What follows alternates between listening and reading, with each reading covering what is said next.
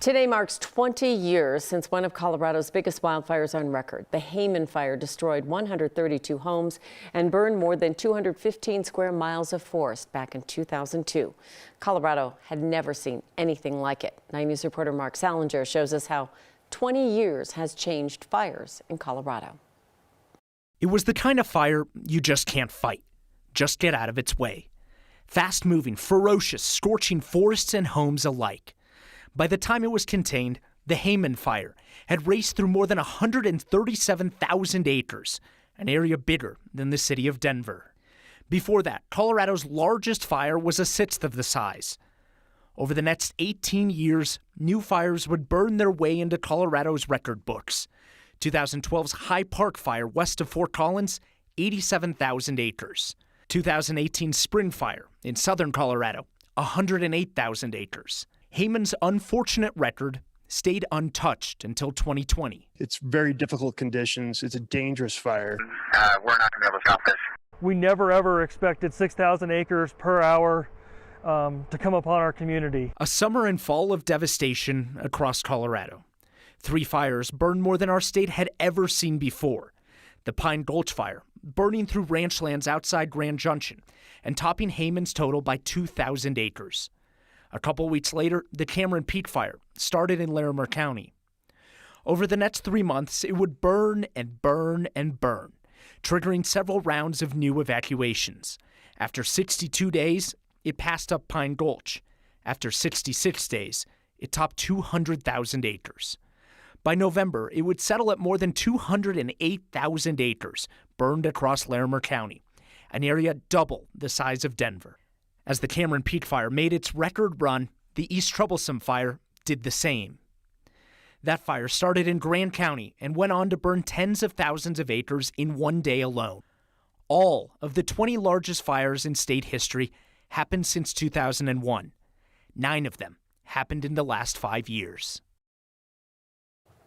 And that was Mark Salinger reporting. 9 News reporter Nelson Garcia is joining us now. You talk about these 20 years, Nelson. You talked with 2 of the first responders who were there on the ground when the Hayman Fire took off. That's right. You know, I talked with these 2 guys who this was their 5th or 6th fire within 6 weeks in 2002. And at first, they thought this was just going to be a small wildfire, but strong winds, dry conditions, and an overgrown forest changed that very quickly.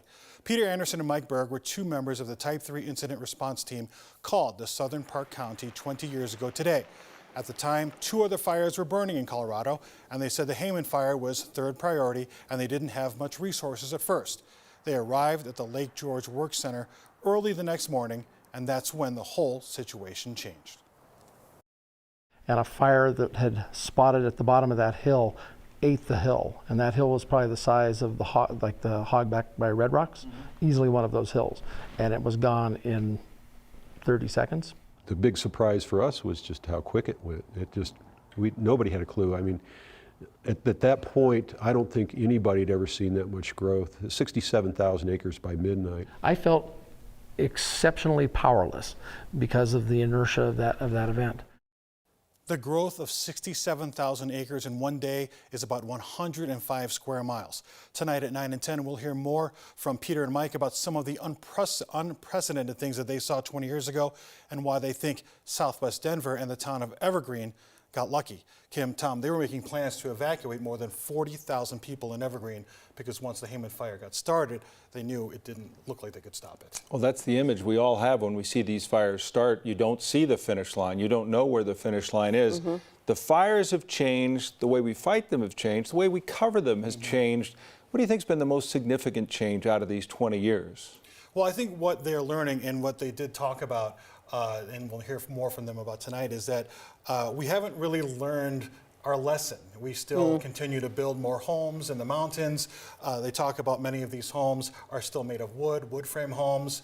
In the past, when homes burnt down, they would build them out of brick or stone so they would be more fire resistant. And so, you know, it's unfortunate, you know, in their words, that we continue to see these mega fires because of behaviors that we haven't changed even after all these years.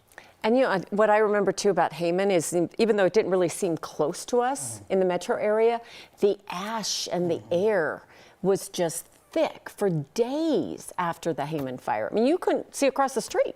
Yeah, they were talking about the first day, one of the columns of smoke fell. And that's when it created this layer of ground smoke 50 miles wide. That's when all the ash came to the Denver area. That's when people were really finally realizing how close the Hayman Fire was. Right. And then people started to evacuate out of Roxborough and then started thinking, oh, this is actually real. could come towards the Denver area, which is crazy considering how far away it started. Yeah, where will it end? Well, those of us who are here certainly remember it, and we look forward to seeing more on this tonight at 9 and 10. Thanks, Nelson. You're welcome.